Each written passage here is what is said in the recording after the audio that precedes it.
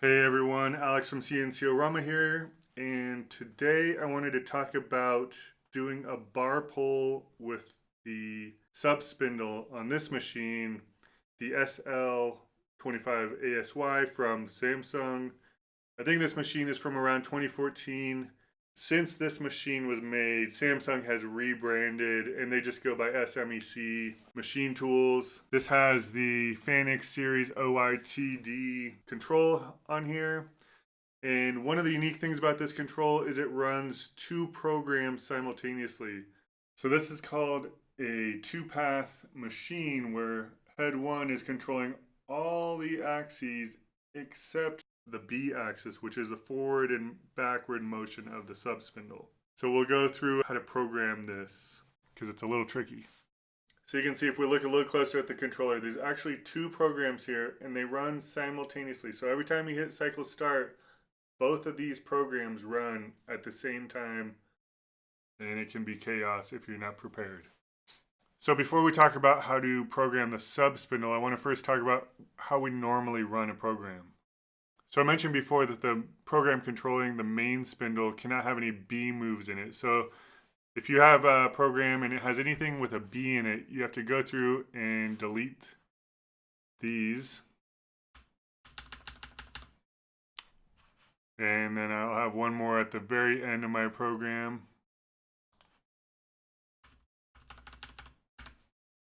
So this is the program that we use as the default program on the sub spindle. So all we have here is send B home and the end. So when those two programs run simultaneously, all this is doing is sending B home and then it's done.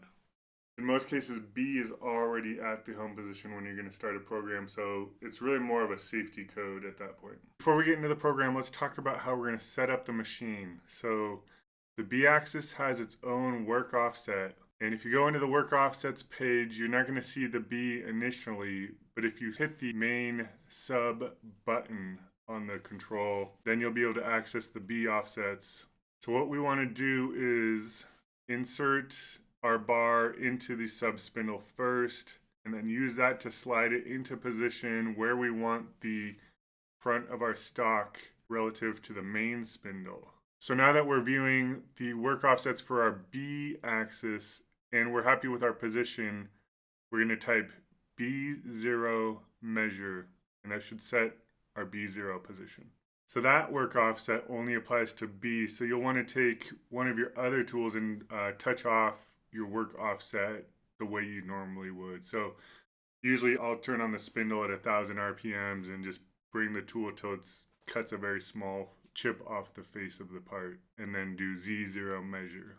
So since both programs are running simultaneously and they both start at the same time, the way you deal with this is using these waiting and call codes. So you have M220 through M250 available. So how this works is if you have M221 in both programs, they're both going to start at the same time. Whichever program hits M221 first, it's going to wait until the other program hits M221. At that point, they'll continue on until there's another wait code that one of the programs hits, and then that program will wait until the other program hits that same wait or call code. So before we write our own program, let's first look at the example that was given to us in the machine manual here. So this is the head 2 program. The first thing it sees is a wait code. So when we hit cycle start, it's going to see that code and it's just going to stop. It's going to wait. The head 1 program is going to start running, going to do some pre-position, tool change, and then it's going to send the turret all the way to the left side of the machine, it looks like. And then it's going to turn on the spindle really slow. And then we have our M221. So those codes match. At that point, this program is going to continue on. This program is going to hit this M222 and it's going to wait. So this will run through all of this until we have an M222 at the bottom, and then they will both continue on and eventually get to M30 on both sides. So what's between here? First one we want to look at is M121. torque limit skip on. And then we have a G31 and then an M122 torque limit skip off. So these three lines of code together allow you to basically do what's a low speed collision, a controlled collision between your part and the subspindle. So in this line of code, we have G98, which means we're operating in inches per minute for a feed rate. G31, which is the skip function. P98, I can honestly tell you, I'm not sure what the P98 means, but there is an option for you either use P98 or P99. And in all of these examples, they were using P98, so I just went with it, and it worked for me. B-5, so this is the distance you would travel before you error out, basically. So it's kind of like using a probe where if you don't make contact before you hit that distance, then there's going to be an error. So you want to make sure that position is past where you intend to hit the surface. And then, of course, you just have a feed rate in inches per minute in this case. At the point where you do make contact, it's sensing a torque overload on that axis motor, and that's when it does the skip. So G31 is a skip function. It's saying, okay, I've sensed the torque. I'm going to move on to the next line of code. All right, so I'm just going to jump into the code that I wrote to do the bar pull here. Again, we have two programs. I just picked a number 07001 and 07000 for this. So this is going to be on head 1, this is going to be in head 2. When you hit cycle start, both of these are going to start moving. So the first thing this head 2 program is going to see is send the sub spindle home and then wait. So on head 1 we have an optional stop, was just a good code to have in your program. Stop main spindle, also good. We could add the M code to stop the sub spindle too, just as another safety code. I kind of followed what was in the user manual from Samsung, where they moved to some safe locations. This is where I typically do the tool change. This is kind of positioning the turret between the two spindles on our machine. So that's a safe location for a tool change. And then I switched to an empty tool. This might change depending on your setup, so make sure you are checking which slot is empty. I also might have been a little bit overcautious with this. You might not have an empty tool slot, so if you don't, just make sure you have clearance when you're doing all of this. And then we moved all the way to the left. I basically positioned the turret all the way to the left and then looked at the machine coordinates on the machine and used those numbers. So now we have our M221 begin bar pull, which matches this code. So this program was waiting until we had our M221 on this side. The very next line is also a wait code. So this is just going to stop here. So now we're over here. We're going to open the sub spindle jaws, and then we have a G1, G98, B.5, F200. So it's a linear move at a feed rate in inches per minute with G98. B.5, if you remember, we set the B0 position to be where we want the actual pullout to be.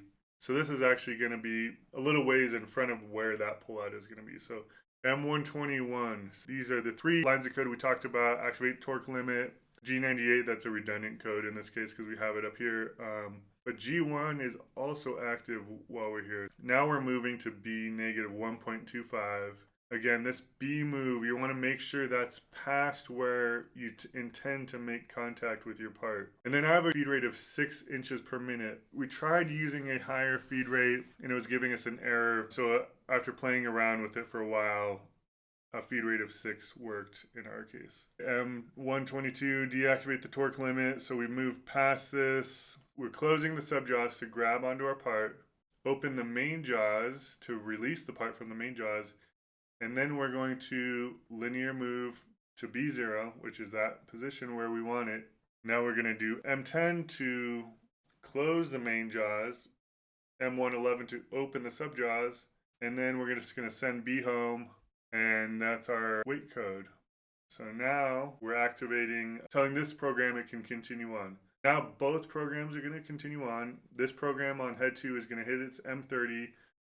This is just going to move back to this safe tool change location between the main and sub spindle, and then program's over.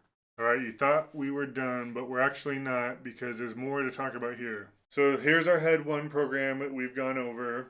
There's probably no real life circumstance where we only want to run this by itself. We don't want to just do a bar pull. In most cases, we're making an actual part, and then we're doing our bar pull. And one thing that's going to be a little confusing here is the terminology main and sub. So we have to separate, there's the main spindle and the sub spindle. But now what we're going to do is call this program as a sub program, which is different from sub spindle. All right, to set this up as a sub program, we're going to change our M30 to an M99.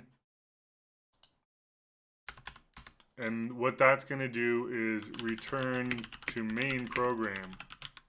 All right, so remember this program is 07001. This is our program that was generated with CAM software. This is going to be our main program. I'm going to go all the way to the bottom, and right before the M30, I'm going to put M98 P7001. So when we go to our machine, we're going to load the bar pull program, this one, on head 2. And then we're going to load 2 different programs on head 1. So our main program, which is our part program with the M98 at the bottom, and our bar pull program with the M99 at the bottom. So when we actually go to run the part, we're going to have these 2 programs active, the main part program and then the bar pull on head 2. And those will run simultaneously. So just as we talked about before, head 2 is going to send B home and then hit a wait signal and just stop. Head 1 is going to run all the way through, make our entire part, and then at the very bottom when we see this M98 P7001, it's going to pull up and run this program, which then is synchronizing to this program. So it's going to do all this, start doing this. When it gets to the bottom there, it'll continue on, do the whole bar pull thing. And then when we hit this M99, it's going to jump back to the main program and then just go to the next line, which is an M30, and then everything's done. All right, so if you have a lathe with a dual path Fanuc control, just like this one, you're probably going to be dealing with these same weight codes. I would caution you to take what I've given you and modify it for your machine. There's a lot of very specific stuff in there that was applicable to our machine and maybe not applicable to your machine, but I hope at least I gave you enough to better understand what you're doing on your machine. All right, thank you for watching. Like, subscribe, all that stuff, and come back soon. Thank you.